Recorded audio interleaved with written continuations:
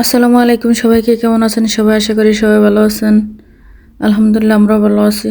অনেক দিন পর আরেকটা ভিডিও নিয়ে হাজির হলাম। আসলে কিছু অসুস্থতার কারণে রেগুলার ভিডিও দিতে পারি না। আজকে মজাদার একটা রান্না করব, তাই আপনাদের সাথে শেয়ার করতে আসছি। আজকে হচ্ছে সবজি কলা দিয়ে রুই মাছের মাথা আর রুই মাছের কিছু পিস রান্না করব।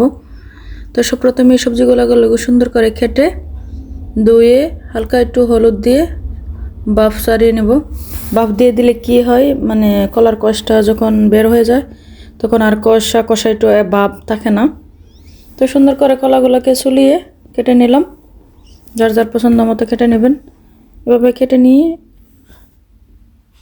আর হচ্ছে রুই মাছ, বাংলাদেশ থেকে আসার সময় রুই মাছগুলো নিয়ে আসছিলাম। 5 কেজি ওজনের একটা রুই মাছের মাথা আর কিছু পিস, এগুলো দিয়ে আজকে সবজি কলাটাকে রান্না করব। সবজিগুলো আসলে শরীরের জন্য অনেক ভালো। যারা পছন্দ করেন না তারাও রান্না করতে পারেন, ট্রাই করতে পারেন যারা কখনো ট্রাই করেন নাই। তো কীভাবে রান্না করলাম সেটাই শেয়ার করব। চলুন রান্না করা শুরু করে দিই। তেলটা গরম হয়ে যাওয়ার পরে দিয়ে দিলাম পেঁয়াজ কুচি। পেঁয়াজটাকে হালকা ব্রাউন করে ভেজে নেব।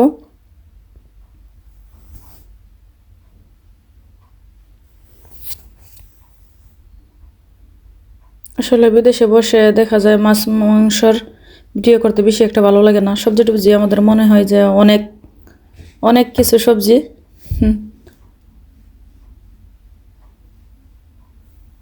তো সুন্দর করে পেঁয়াজটাকে ভেজে নিই, তারপর আস্তে আস্তে সব ধরনের মশলা দিয়ে দিব। ভাজা হয়ে গেছে পেঁয়াজ, হলুদ মরিচ ধনিয়া একটু জিরে পাউডার স্বাদ মতো লবণ দিয়ে কিছুক্ষণ একটু নেড়ে চেড়ে পানি দিয়ে দিব যাতে মশলাটা পুড়ে না যায়।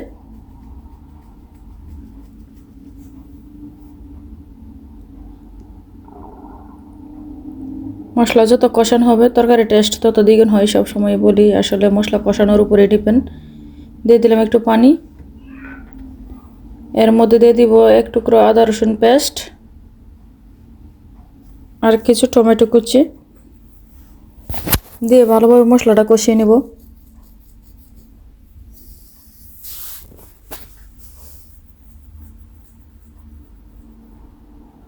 একটু বেশি করে দিয়েছি টমেটো। এখন ভালোভাবে কষিয়ে নেওয়ার পালা। যতক্ষণ মশলাটা কষানো না হবে ততক্ষণ পর্যন্ত কষাতে হবে। কষায় নেওয়ার পরে দিয়ে দেব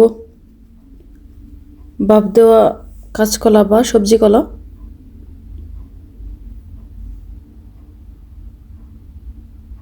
এভাবে নেড়ে চেড়ে সুন্দর করে কষিয়ে নেব।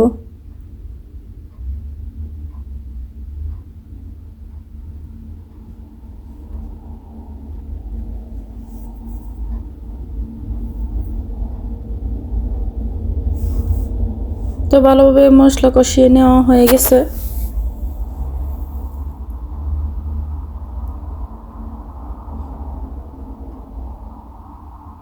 এখন দিয়ে দিব সবজি কলাকে আমি একটু হলুদ দিয়ে ভাপ দিয়ে নিছি যাতে কষটা চলে যায়। কলাগুলো দিয়ে এখন কিছুক্ষণ কষিয়ে নিব। সুন্দর করে নেড়ে চেড়ে ভালোভাবে কষিয়ে নেব।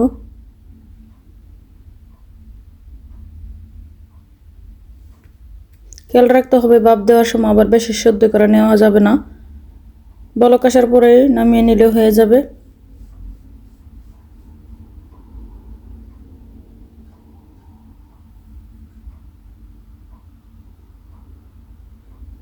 কিছুক্ষণ কষিয়ে নেই। কষানো হয়ে গেছে। এখন দিয়ে দিব মাছটা আগে থেকে ফ্রাই করে নেওয়া।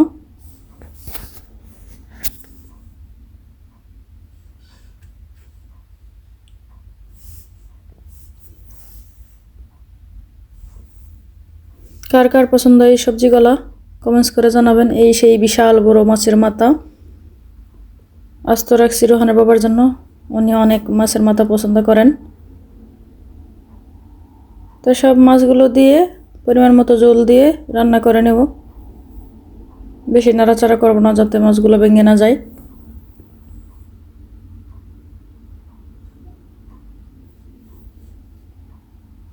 এখন পরিমাণ মতো জল দিয়ে দিব, দিয়ে ঢাকনা দিয়ে ঢেকে রান্না করার পালা। কার কার পছন্দ এই সবজি কলা বা কাঁচকলা দিয়ে যে কোনো মাছ দিয়ে রান্না করা যায়, আসলে অনেক মজা হয়। যদি চিংড়ি মাছ দিয়ে রান্না করা হয় আরও বেশি টেস্টি হয়। যারা যারা এই সবজি কলা খান নাই কোনো দিন ট্রাই করে দেখতে পারেন। আমি যেভাবে রান্না করছি এভাবে ভিডিও দেখে রান্না করে কে কমেন্টস করে জানাবেন, আশা করি সবার ভালো লাগবে। যদি আমার ভিডিও ভালো লাগে সবাই লাইক কমেন্ট শেয়ার করতে ভুলবেন না। সবাই সাবস্ক্রাইব করে দিয়ে বেল আইকনটি প্রেস করে দিবেন।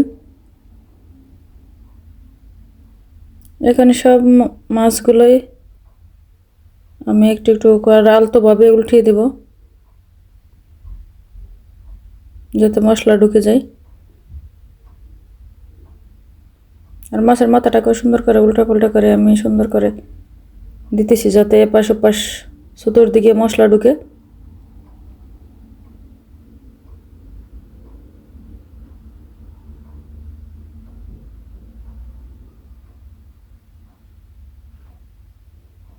দেখতে কালার হয় অনেক সুন্দর হয়েছে মাশাল্লাহ, খাইতে অনেক মজা হয় এভাবে রান্না করলে, একটু মাখা মাখা ভাবে।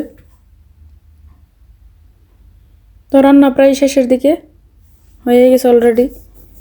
এখন দিয়ে দিব কিছু কাঁচামরিচ আর ধনিয়া পাতা।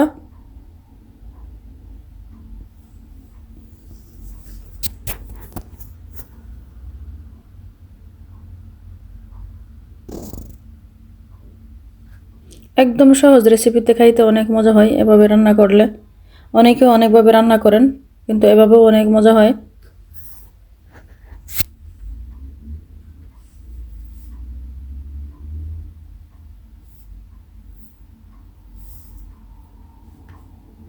হয়ে গেল রান্না। এই গরমে যদি এমন সবজি তরকারি রান্না হয়, সবজি খোলার আর তো কোনো কথা নেই, পেট ভরে অনায়াসে ভাত খাওয়া যাবে। হয়ে গেল ফাইনালি রান্না। অনেক সুন্দর কালার হয়েছে মাশাল্লাহ, দেখতে অনেক সুন্দর, খাইতে অনেক মজা হয়েছে। তো সবাই এভাবে রান্না করে কে কমেন্টস করে জানাবেন কার কাছে কেমন লাগলো। যদি ভিডিও ভালো লাগে সবাই লাইক কমেন্ট শেয়ার করতে ভুলবেন না। তো ভালো থাকবেন সবাই। ওকে, আল্লাহ হাফেজ।